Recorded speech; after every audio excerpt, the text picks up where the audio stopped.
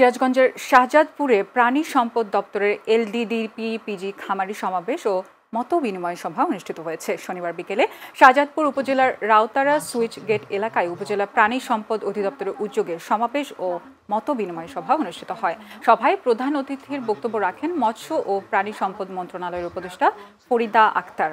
সিরাজগঞ্জের জেলা প্রশাসক মোহাম্মদ নজরুল ইসলামের সভাপতিত্বে সভায় উপস্থিত ছিলেন প্রাণী সম্পদ দপ্তরের মহাপরিচালক ডক্টর আবু সুফিয়ান, শাহজাদপুর উপজেলা নির্বাহী কর্মকর্তা মোহাম্মদ কামরুজ্জামান ও উপজেলা প্রাণী সম্পদ কর্মকর্তা মোহাম্মদ বেলাল হোসেন সহ অনেকে। একদমে বিক্রি করি বা ক্রেতারা একদমে কেনে আর আপনারা অনেক কম দামে বিক্রি করেন, এটার জন্য একটা জাতীয় পর্যায়ের একটা নীতি হওয়া দরকার বলে আমি মনে করি। সিরাজগঞ্জে দুধের জন্য বিখ্যাত, সেই সিরাজগঞ্জবাসীরা যেন দুধের কারণে কষ্ট না পায় সেটা আমরা রক্ষা করতে চেষ্টা করি।